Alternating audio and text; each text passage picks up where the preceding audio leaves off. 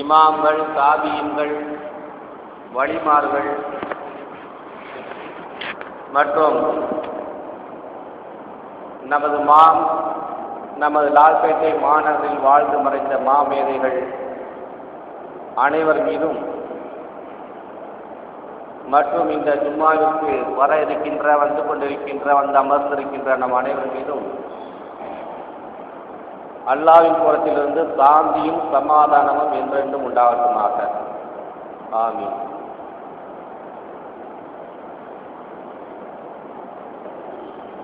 அல்லாஹு ஜல்ல ஷானஹு வ தஆலா நாம் செய்யக்கூடிய தொழில் துறைகளில்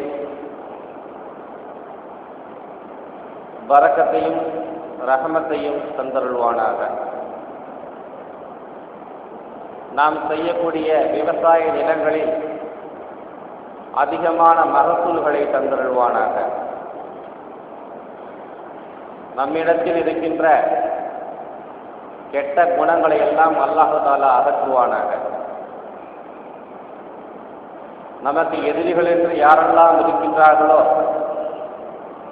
அவர்களை எல்லாம் அழித்து நமக்கு நண்பர்களாக ஆக்கி அருள்வானாக. நம்மிடத்திலே இருக்கக்கூடிய நோய் நொடிகளை எல்லாம் அல்லாஹ் தஆலா அகற்றி வாழும் வரை ஆரோக்கியத்தோடு வாழச் செய்வானாக. ஆமீன்.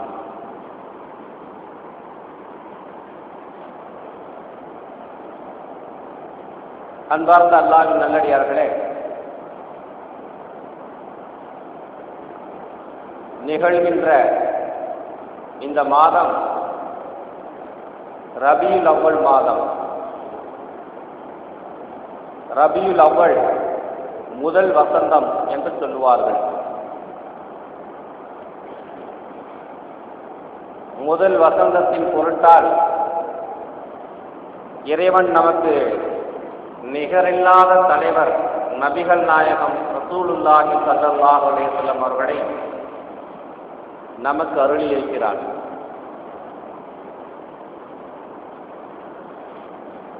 நபிகள் நாயகம் ரசூலுல்லாஹி ஸல்லல்லாஹு அலைஹி வஸல்லம் அவர்கள் உலகத்தில் வாழ்ந்த, இனி பிறக்கப் போகிற எல்லா மனிதர்களிலும் ஒரு வித்தியாசமான மனிதர். எல்லா மனிதர்களிலும் ஒரு வித்தியாசமான மனிதர். அவருக்கு நிகரான வேறு எந்த ஒரு மனிதனையும் நாம் சுட்டிக்காட்டவே முடியாது. எல்லாருக்குமே வரலாறுகள் இருக்கிறது. வாழ்ந்து மறைந்த பெரிய பெரிய அரசியல் தலைவர்களாக இருக்கலாம், பெரிய கவிஞர்களாக இருக்கலாம், பெரிய எழுத்தாளர்களாக இருக்கலாம், ஊரினுடைய பெருந்தலைவர்களாக இருக்கலாம், வழிமர்களாக இருக்கலாம். இப்படி எல்லா மனிதர்களுக்குமே ஒரு வரலாறு என்று இருக்கிறது. ஆனால் நபிகள் நாயகத்தினுடைய வரலாறு ஒரு வித்தியாசமான வரலாறு. அப்படிப்பட்ட ஒரு வித்தியாசமான வரலாறு நபிகளாரை தவிர வேறு யாருக்குமே கிடையாது. ஏன்னா நாமெல்லாம் படித்து ஒரு MBBS, ஒரு MCom, ஒரு BBA அப்படிங்கிற ஒரு பட்டம் இருந்தால்தான் நமக்கெல்லாம் மதிப்பு. நாம் படித்தவன் என்று சொன்னால்தான் நமக்கு மதிப்பு. ஆனால் நபிகள் நாயகம் ரசூலுல்லாஹி ஸல்லல்லாஹு அலைஹி வஸல்லம் அவர்கள் படிக்காதவர்கள். ரசூலுல்லாஹ் எங்கேயுமே போய் படித்ததில்லை. ஆனால் படிக்காமல் இருப்பதுதான் பெருமானாருக்கு பெரிய மதிப்பு. இப்படிப்பட்ட வித்தியாசமான வரலாறு வேறு யாருக்கு இருக்கும்? திருக்குர்ஆனில் அல்லாஹ் தஆலா பெருமானாரை பற்றி இப்படி சொல்லுவார், ஒமா குன்த தத்லு மின் கப்லிஹி மின் கிதாபின். நபியே, இதற்கு முன்னால் எந்த புத்தகத்தையும் நீர் படித்தது கிடையாது. வலா தஹத்துஹு பி யமீனிக, உமது வலது கரத்தால் நீ எழுதியதும் கிடையாது. இதன் லர்தாபல் முபத்திலோன், அப்படி எழுதவோ படிக்கவோ உமக்கு தெரிந்திருந்தால் உம்மை சந்தேகம் கொண்டிருப்பார்கள் இறைமறுப்பாளர்கள் என்பதாக அல்லாஹ் தஆலா சொல்லி காட்டுகிறார். அப்ப இந்த வசனத்தின் வாயிலாக ஒன்று நிரூபணமாகிறது, நபிகளாருக்கு எழுதவும் படிக்கவும் தெரியாது.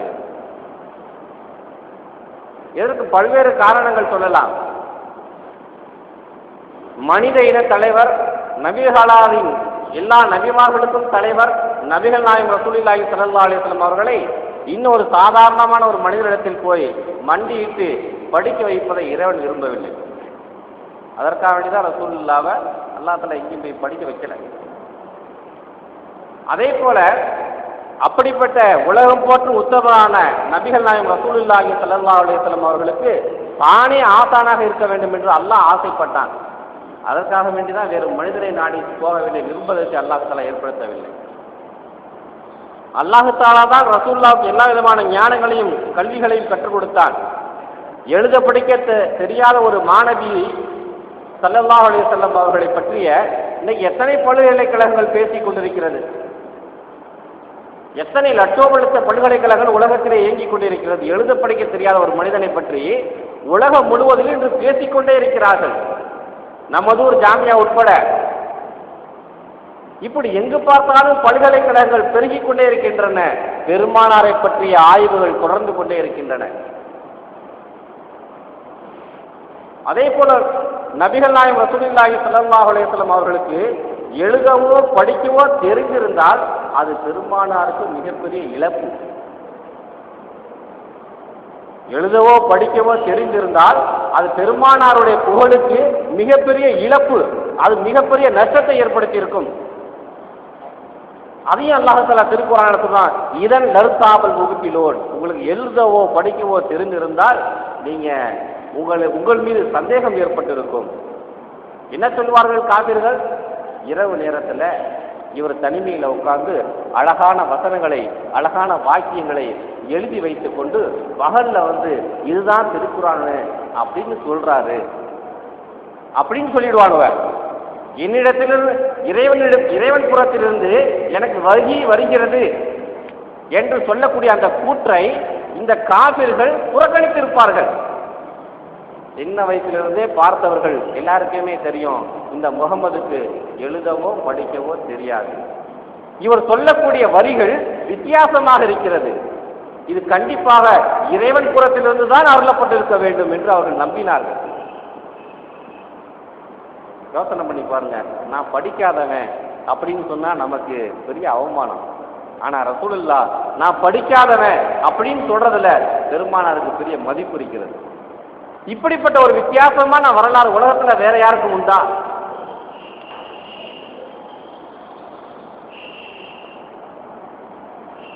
ஆகவே அன்பார்ந்த அல்லாஹ் நல்லடியார்களே, அதே போன்று அல்லாஹு தஆலா திருக்குர்ஆனில இன்னும் ஒரு வகையாகவும் பெருமானாரை புகழின் உச்சிக்கு கொண்டு சென்றிருக்கிறார்.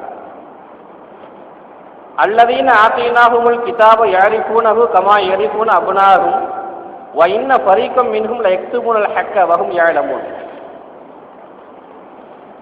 திருக்குறள்ல ஒரு குறள் இருக்கின்றது. வள்ளுவன் சொல்லுவான், தோன்றின் புகழோடு தோன்றுக அதிலார் தோன்றலின் தோன்றாமை நன்று. ஒரு வள்ளுவனுடைய குறள். பெருமானார் ஸல்லல்லாஹு அலைஹி வஸல்லம் அவர்கள் பிறப்பதற்கு ஏறத்தாழ ஒரு 600 வருடங்களுக்கு முன்னதாக ஈசா அலைஹிஸ்ஸலாம் அவர்கள் பிறந்து வாழ்ந்து கொண்டிருந்த அந்த காலகட்டத்தில் வாழ்ந்த ஒரு தமிழன் வள்ளுவர். அந்த மனிதர் சொல்லுவார், பிறக்கும் பொழுதே புகழோடு பிறக்கணும், அப்படி இல்லைன்னா அவன் பிறக்கவே கூடாது. யாருங்க அப்படி பிறக்க முடியும்? யாரால் பிறக்க முடியுமா? பிறந்து அவன் வளர்ந்து அவன் படித்து பட்டங்களை பெற்று அவன் சமூகத்துக்கு ஏதாவது சேவைகளை செய்தால் அவன் சமுதாயத்துக்கு பிரயோஜனமான ஒரு மைக்கையோ ஒரு கரண்டையோ ஒரு பேனையோ இப்படி ஏதாவது ஒன்று கண்டுபிடித்து சமுதாய மக்கள் எல்லாம் அதை பயன்பெற்று கொண்டிருந்தால் அவன் புகழின் உச்சிக்கு தான் செல்வான்.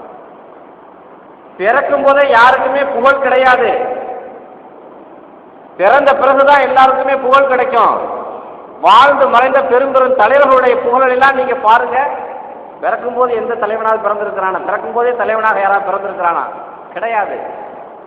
ஆனால் பெருமானார் ஸல்லல்லாஹு அலைஹி வஸல்லம் அவர்கள் பிறக்கும் பொழுதே புகழோடு பிறந்தார்கள்.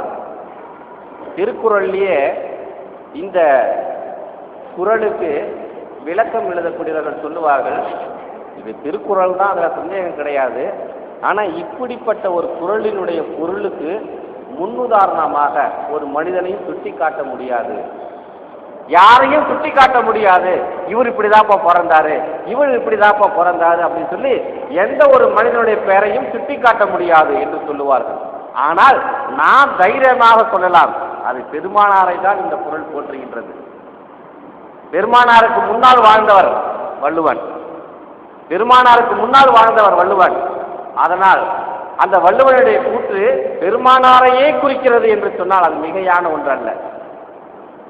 ஆகவே அன்பார்ந்த அல்லாஹ்வின் நல்லடியார்களே, அந்த அடிப்படையிலும் நபிகள் நாயகம் ரசூலுல்லாஹி ஸல்லல்லாஹு அலைஹி வஸல்லம் அவர்கள் பிறக்கும் பொழுதே புகழோடு பிறந்தார்கள். அதுக்கு ஒரு சின்ன ஒரு உதாரணம் சொல்லணும்னா, முஹம்மத், ரசூலுல்லாஹ்க்கு பேரே முஹம்மத். முகமதுக்கு என்ன அர்த்தம்? புகழப்பட்டவர், புகழப்பட்டவர் என்று அதற்கு பொருள். வேற வரலாறுலாம் வேற, பெருமானாரை பற்றிய விவரங்கள் வேற, அந்த பேர்ல வந்து ஆரம்பிக்கிறது பாருங்க, புகழப்பட்டவர். இதை விட என்ன வித்தியாசம் வேணும்? இதை விட என்ன ஒரு முன்னுதாரணம் வேண்டும் இந்த திருக்குறளுக்கு? ஏனென்று சொன்னால், பெருமானார் பிறக்கின்ற நேரத்தில் அன்றைய அரபு உலகத்தில் யாருமே முகமது என்று பெயரை வைத்திருக்கவில்லை. பெருமானார் பிறந்த அந்த நாளில் 6 குழந்தைகள், ஆண் குழந்தைகள் பிறந்தன.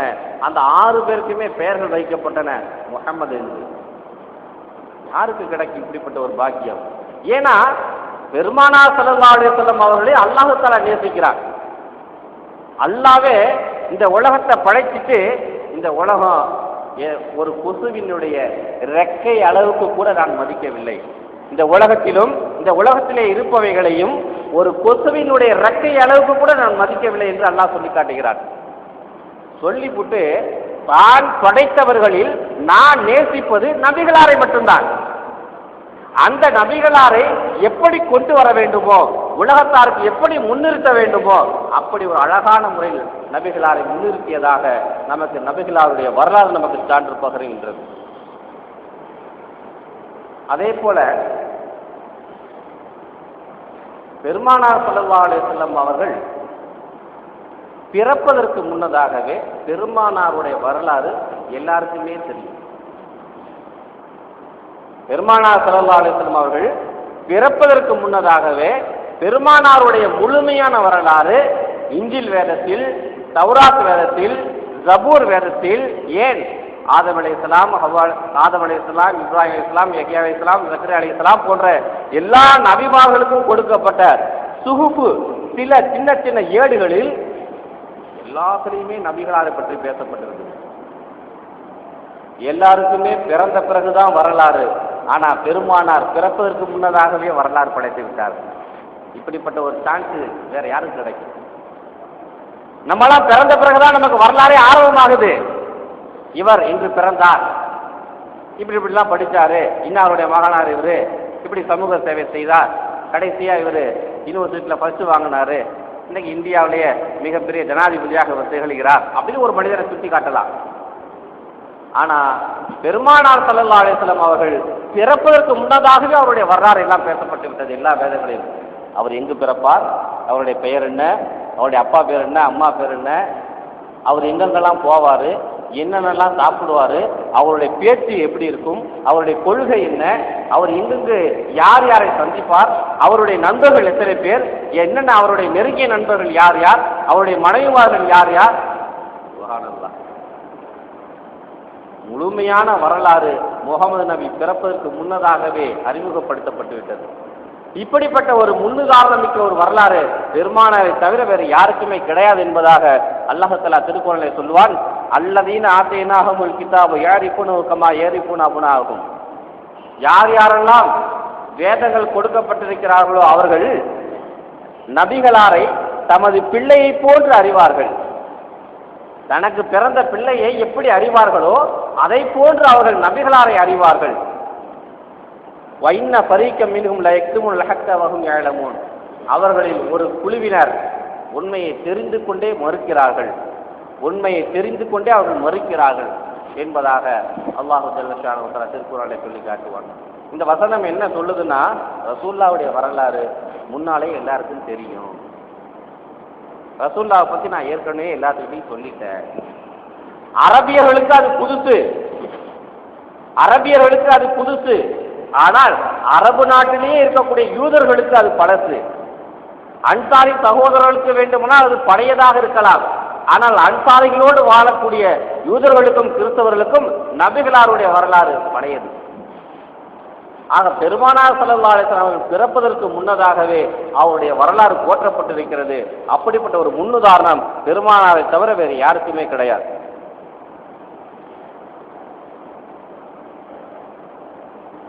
இப்னு ஹிஷாம்ல ஒரு ஹதீஸ் பதிவு செய்யப்பட்டிருக்குது.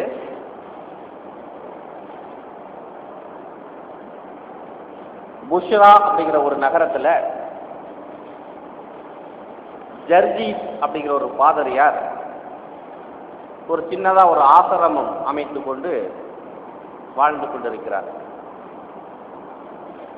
அது ஒரு மெட்ராஸ் மெயின் ரோடு மாதிரி. அது மெட்ராஸ் மெயின் ரோட்ல ஒரு ஓரத்தில் ஒரு சின்னதா ஒரு ஆசிரமம் அமைச்சிருந்தா எப்படி தெரியும், அந்த மாதிரி. அது ஒரு மெயின் ரோடு. எல்லா வியாபாரிகளும் அந்த பகுதியில் தான் போகணும் வரணும். அவர் அந்த ஆசிரமத்தில் அமர்ந்து கொண்டிருக்கிறார். அவர் எதற்காக வேண்டி அமர்ந்திருக்கிறார்னா, தௌராத் வேதத்தில் சொல்லப்பட்டிருக்கிறது, இஞ்சில் வேதத்தில் சொல்லப்பட்டிருக்கிறது, முகமது நபி ஸல்லல்லாஹு அலைஹி வஸல்லம் அவர்கள் அவருடைய 12வது வயதில் ஒட்டுமொத்த பூலோகத்தில் இந்த இடத்துல ஒரு ஆலிவ் மரம் இருக்குது, ஜெய்துன் மரம் இருக்கிறது. அந்த மரத்துக்கு அடியில கிழக்கு பக்கமாக பார்த்து காலை நீட்டி அமர்ந்திருப்பார் அப்படின்னு வரலாறுல சொல்லப்பட்டிருக்கு இஞ்சில் வேதத்தில். அந்த ஜர்ஜீஸ் பாதிரியார் அந்த பூலோக மேப்பெல்லாம் கண்டுபிடிச்சு அது எந்த இடம் அப்படின்னு சொல்லி தேடி கண்டுபிடிச்சு கரெக்டா அந்த இடத்த கண்டுபிடிச்சிட்டார். அதே போல ஒரு ஒத்த ஆலிவ் மரம் அங்க நிக்குது. பக்கத்திலேயே ஒரு ஆசிரமத்தை அமைத்துக் கொண்டு அவர் அமர்ந்து கொண்டார். காரணம், இங்கேதான் கடைசி நபி வரப்போறார், நம்ம பார்த்துருவோம். அவரை பார்க்க வேண்டும் என்பதற்காக வேண்டி அவர் காத்து அமர்ந்திருக்கிறார். அந்த நாட்கள் நெருங்கிக் கொண்டே இருக்கிறது. அங்கு நபிகளார் வரக்கூடிய அந்த நாட்கள் நெருங்கிக் கொண்டே இருக்கிறது. பெருமானார் அங்கு வருவதற்கு 3 நாட்களுக்கு முன்னால் ரோம் நாட்டிலிருந்து ஒரு 7 பேர் கொண்ட அடியாட்கள் பயங்கரமா ஒரு 7 பேர் ஆசிரமத்துக்கு வராங்க. அவர்கள் ஜர்ஜீஸ் பாதிரியார் இடத்துல சொல்லி, நாங்கள் கொஞ்ச நாள் இங்கே தங்கலான்னு இருக்கிறோம், எங்களுக்கு சாப்பாடு தண்ணிலாம் கொடுங்க, எங்களுக்கு இங்கே தங்கறதுக்கு அனுமதி கொடுங்க என்று கேட்டுக்கொண்டார்கள். அவரும் அனுமதித்தார். 2 நாள் சோறு போட்டார், எதுவுமே கேட்கல. 3வது நாள் பாதிரியார் தன்னுடைய வேலைகள் எல்லாம் முடித்து கொண்டு அந்த 7 பேரை கூப்பிட்டு, டே அப்பா, எதுக்கு வந்திருக்கீங்க, இங்க என்ன வேலையா வந்திருக்கீங்க, 2 நாளா உட்காந்துருக்கீங்க, ஒன்றும் சொல்லவும் மாட்டேங்கிறீங்க, என்ன விஷயம்? அப்பொழுது அவர்கள் சொன்னார்கள், இல்லாத ஒரு விஷயமா நாங்கள் வந்திருக்கிறோம், அதுதான் உங்களுக்கு ஒன்றும் புரியாது. பரவாயில்லப்பா, சொல்லுங்க, நான் புரிஞ்சுக்கிறேன். இல்லை நீங்கள் நான் சொன்னாக்க நீங்கள் தப்பாக எடுத்துக்குவீங்க, அதெல்லாம் நான் ஒன்றும் தப்பாக எடுத்துக்க மாட்டேன்ப்பா, சொல்லுப்பா. இல்லை, ஒரு 2-3 நாளைக்கு பிறகு, நாளை அல்லது நாளை மறுநாள் அந்த ஆலிவ் மரத்துக்கு அடியில் ஒரு அற்புதம் நிகழப் போகிறது. அதை காத்து அதை எதிர்பார்த்து நாங்கள் அமர்ந்திருக்கிறோம். இந்த வார்த்தையை சொன்ன உடனே இவர் அதுக்கு தான் 40 வருஷமா உட்காந்துருக்கார் பாதிரியார். இந்த வார்த்தையை சொன்ன உடனே, அப்படியா, என்ன அற்புதம் தெரியாது போல இவர் கேட்கிறார். இல்லை, மீண்டும் நான் உங்கள்கிட்ட கேட்டுக்கிறேன், என்ன நீங்க தப்பா நினைக்கக்கூடாது. எங்களுடைய தௌராத் வேதத்தில் அவர்கள் வந்திருப்பவர்கள்லாம் யூதர்கள், பாதிரியார் கிறிஸ்தவர். எங்களுடைய தௌராத் வேதத்தில் சொல்லப்பட்டிருக்கிறது, இறுதி நபி முகமது நபி பிறந்து விட்டார், அவர் தனது 12வது வயதில் இங்கு வருவார், இந்த மரத்துக்கடியில் அமர்வார் என்று எழுதப்பட்டிருக்கிறது. அவரை கொலை செய்வதற்காக வேண்டி எங்களுடைய ரோம் நகரத்திலிருந்து எங்களுக்கு பணங்காசுகள் அதிகமாக கொடுக்கப்பட்டு நாங்கள் அனுப்பப்பட்டிருக்கிறோம், அதனால கொலை செய்யறதுக்கு வந்திருக்கிறோம். எங்களுடைய மதத்தில் பிறக்காத நபி வேறு யாருக்கும் கிடைக்கக்கூடாது. எங்களுடைய மதத்தில் இறுதி நபி வர வேண்டும் என்று நாங்கள் ஆசைப்பட்டுக் கொண்டிருந்தோம், அவர் வரவில்லை. அவர் யாருக்குமே உலகத்துக்கு பிரயோஜனமா இருக்கக்கூடாது, காலி பண்றதுக்காக எங்க நாட்டு மன்னன் எங்களை அனுப்பி இருக்கிறார்.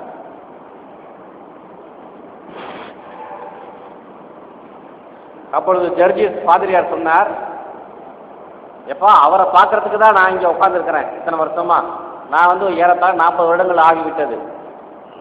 40 வருடமாக அவரை பார்ப்பதற்காக வேண்டி நான் காத்து அமர்ந்திருக்கிறேன். ஆனால் நீங்கள் கொலை செய்வதற்காக வேண்டி வந்திருக்கிறீர்கள்.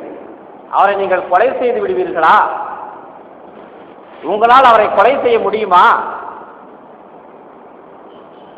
ஏன்? இங்க பார் கத்தி, இங்க பார் விஷம், இங்க பார் அம்பு, இங்க பார் ஈட்டி, இங்க பார் துப்பாக்கி. அடப்பாவி பயிர்களா, உங்களுடைய தௌராத் வேதத்துல என்ன சொல்லப்பட்டிருக்கு?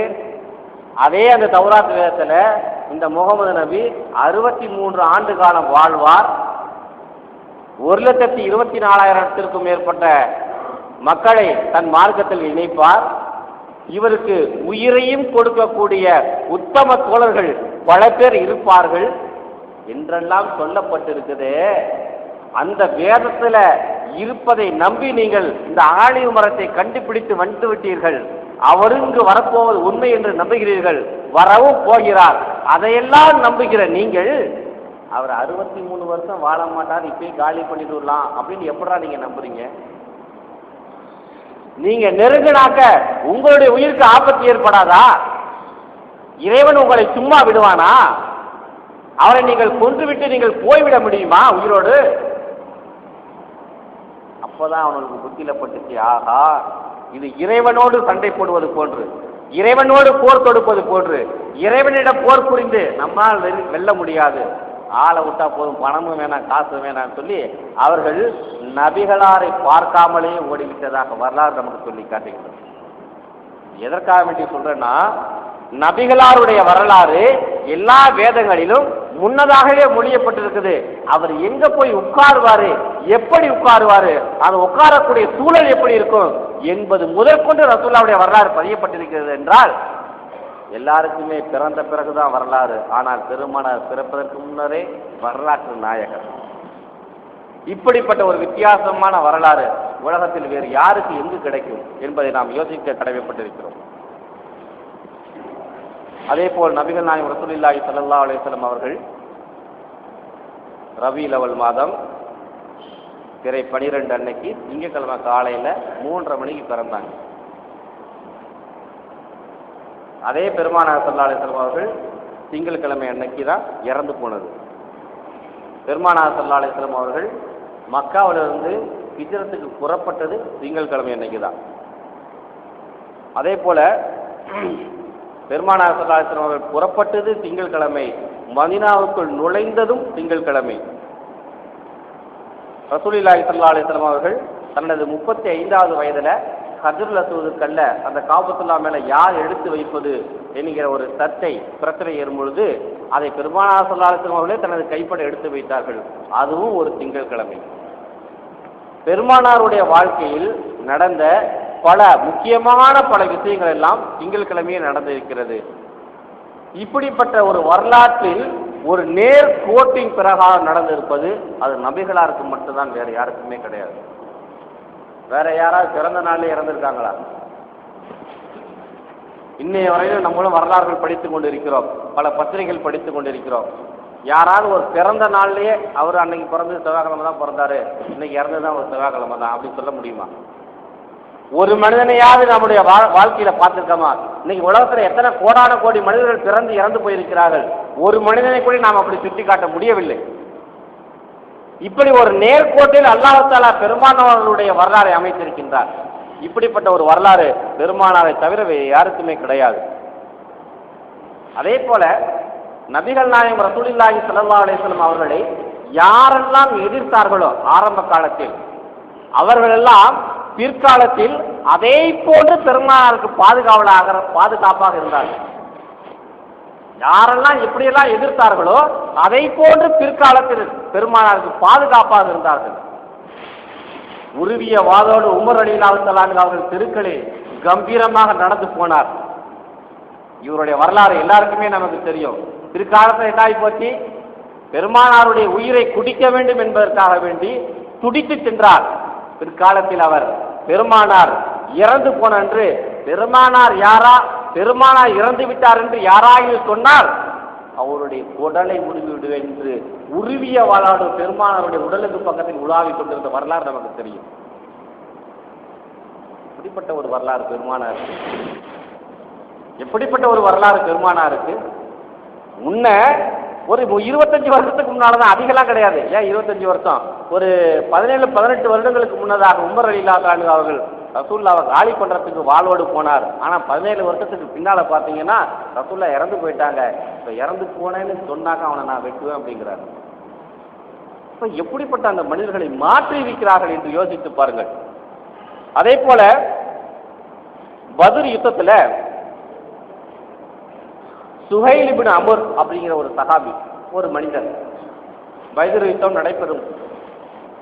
2 பக்கமும் அணிகள் நிற்கின்றது. அந்த யுத்தம் ஆரம்பிக்கிறதுக்கு முன்னால அரபு நாட்டில் ஒரு பழக்கம், இந்த பக்கத்துல இருந்து ஒரு கவிஞர் வருவார், இந்த பக்கத்துல இருந்து ஒரு கவிஞர் வருவார். இந்த கவிஞர், காபிராக இருக்கக்கூடிய அந்த கவிஞர் என்ன செய்வாரு, ரசூலுல்லாவுடைய குடும்பத்தார்களை, அங்க ரசூல்லா கூட இருக்கக்கூடிய அந்த தளபதிகளை, ரசூல்லா பின்பற்றக்கூடிய மதத்தை, அந்த அவர் பின்பற்றக்கூடிய அல்லாவை கண்ணா பின்னான்னு கவிதை பாடுவார், திட்டி கவிதை பாடுவார். அதற்கு பிறகு அவர் பாடி முடிச்ச பிறகு நம்மள ஒரு ஆளு அவங்கள திட்டி கவிதை பாடுவாங்க. ஏன்னா இப்படி 2 பேரும் கவிதைகள் பாடும்போது 2 பக்கத்துலயும் அப்படியே முறுக்கு ஏறும். ஒரு அடி கூட அடிச்சு விட்டா பரவாயில்ல, ஒருத்தன் ஒரு திட்டி விட்டாலும் நம்ம மனசுல அப்படியே இருந்துகிட்டே இருக்கும். 100 வருஷம் ஆனாலும் ஆறாது. அதான உண்மை. அப்ப அந்த உற்சாகப்படுத்துவதற்காக வேண்டி 2 பக்கத்திலும் இருக்கக்கூடிய மனிதர்கள் அந்த யுத்தத்துல ரொம்ப ஆக்ரோஷமா ரத்த கொதிப்போடு அந்த யுத்தத்தை களம் காண்பதற்காக வேண்டி இப்படி பேசி திட்டிக் கொள்வார்கள். அப்படி இஸ்லாத்திற்கு எதிராக காபிர்களுக்கு ஆதரவாக சுஹைல் இப்னு அம்ருங்கிற ஒரு மனிதர் ரசூலுல்லாஹ் பத்தி கவிதை படிக்கிறார். காது கூசுது, சஹாபாக்களுக்கு காது கூசுது. அதுலயும் பின்னால வரும்போது ரசூலுல்லாஹ்வுடைய மனைவிமார்களை, ரசூலுல்லாஹ்வுடைய மகள்களை, அந்த பெண்களை, இஸ்லாமிய பெண்களை ரொம்ப தரக்குறவா பேசுறாரு. இருக்கக்கூடிய அபூபக்கர், உமர், உஸ்மான், அலிக்கெல்லாம் ஏறுது அப்படியே. அப்ப உமர் இல்லாதவங்க அவர்கள் சொல்லுகிறார்கள், யார சொல்லலாம், இந்த ஆளை என்கிட்ட கொடுத்துருக்கு, இவன் நாக்க மட்டும் நான் அறுத்துறேன், என்ன பேச்சு பேசுறேன் இந்த படவா, இவன் நாக்க மட்டும் நான் அறுத்துறேன் அப்படின்னா. இப்ப ரசூலுல்லாஹி ஸல்லல்லாஹு அலைஹி வஸல்லம் அவர்கள் சொன்னார்கள், ஒரே பொறுமையாக அவேசப்படாது, பிறகு ஒரு காலம் வரும், பிறகு ஒரு காலம் வரும், இவரை பார்த்து நீங்கள் சந்தோஷப்படுவீர்கள் அப்படின்னாங்க ரசூலுல்லாஹ். யுத்தம் முடிஞ்சது. போர் கைதியாக இந்த சுஹைல் இப்னு அம்ர் பிடிக்கப்பட்டார். 70 கைதிகள் பதிலில் பிடிக்கப்பட்டார்கள். அது அந்த சுஹைல் இப்னு அம்ரும் ஒரு ஆளு. வசமா ஆள் மாட்டிக்கிட்டாயா அப்படின்ட்டு உமர் இல்லாதவங்க அவர்கள் அவருடைய சட்டையை பிடிச்சிக்கிட்டு நேராக ரசூலுல்லாஹ்கிட்ட போனாங்க. யார சொல்ல, அனுமதி கொடுங்க. வாளை உருவி கொண்டார். இவன் நாக்க மட்டும் நான் அறுத்துறேன், இந்த பையன் இனிமேட்டு பேசவே கூடாது. ரசூலுல்லாஹி ஸல்லல்லாஹு அலைஹி வஸல்லம் அவர்கள் சொன்னார்கள், போர் கைதிகளை நாம் அங்கஹீனப்படுத்தக்கூடாது, உடல் உறுப்புகளை அறுப்பதற்கு நமக்கு சட்டத்தில் இடம் கிடையாது, வேண்டாம் விட்டுடுங்க. 2வது முறையாக ரசூலுல்லாஹ் சொன்னாங்க. ரசூலுல்லாஹ்வுடைய பேச்சை மதித்து ரசூலுல்லாஹ்வுக்கு கட்டுப்பட்டு அவரை விட்டு விட்டார்கள். அவர் போயிட்டார். அவர் கடைசி வரலும் முஸ்லீமே ஆகல. ஃபத்ஹு மக்காவின் போது 8 வருஷத்துக்கு பிறகு, ஏறத்தாழ 6 வருஷத்துக்கு பிறகு அவர் முஸ்லீம் ஆகிறார். ரசூலுல்லாஹி ஸல்லல்லாஹு அலைஹி வஸல்லம் அவர்கள் 10,000க்கும் மேற்பட்ட சஹாபாக்களோடு அந்த காபாவுக்குள் நுழைத்து யுத்தமே இல்லாமல் மக்காவை கைப்பற்றுகிறார்கள்.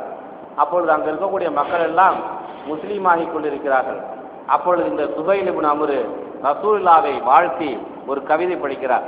காபத்துல்லாவுக்கு எதிரில் உட்கார்ந்து கொண்டு.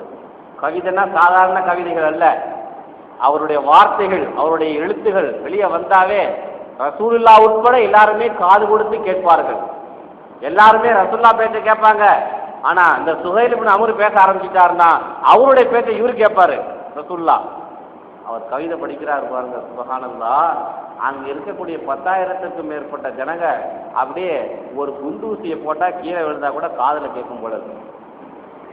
ஆயுதம் தரித்த மனிதர்களுக்கு மத்தியில் இவர் ஒருவர் கவிதை படிக்கிறார். அவ்வளவு நிசப்தம், எல்லாமே காது கொடுத்து கேட்கிறாங்க. உமர் இல்லாதவர்களுக்கு அந்த கவிதை வரிகள் தாங்க முடியல. ரசூலுல்லாஹ்வை புகழ புகழ புகழ புகழ அவருக்கு உமர் இல்லாதவர்களுக்கு ரொம்ப சந்தோஷமா போச்சு.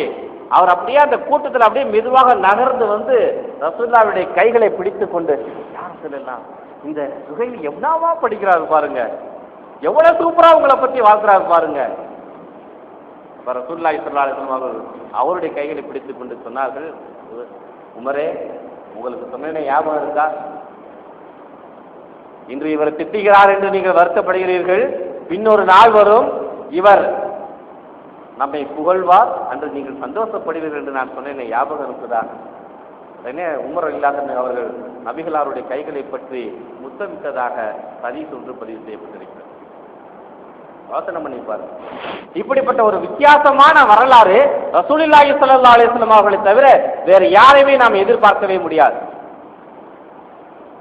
நபிகள் நாயகம் ரசூலுல்லாஹி ஸல்லல்லாஹு அலைஹி வஸல்லம் அவர்கள் இஸ்லாமிய அழைப்பை பிரச்சாரம் செய்து கொண்டிருந்த தனது 45வது வயதுல ஒரு 16 நபர்களை, ஏன் ஒரு 100 சொச்ச மனிதர்களை ஹபஷாவிற்கு ஹிஜ்ரத் செய்ய அனுப்பி வைத்து விட்டார்கள். எல்லாம் ஹிஜ்ரத் ஆகி ஹபஷாவிற்கு போயிட்டாங்க. அவர்களை அழைத்து வருவதற்காக வேண்டி அம்ர் இப்னு ஆஸும் இன்னொரு உபைதுல்லா என்கிற ஒரு சஹாபியும் மக்காவில் இருக்கக்கூடிய காபிர்களால் அனுப்பி வைக்கப்படுகிறார்கள். அங்க போய் ஹபஷா நாட்டு மன்னர் நஜாஷி இடத்துல பேசுகிறார். அம்ர் இப்னு ஆஸ், இவங்க ஒரு மோசமான ஜாதிக்காரங்க, முஸ்லீம்களை எங்கள் நாட்டிலேருந்து தப்பிச்சு வந்துட்டாங்க, எங்கள் கிட்ட கொடுத்துருங்க, நாங்கள் அழைச்சிட்டு போயிடறோம் அப்படின்னு.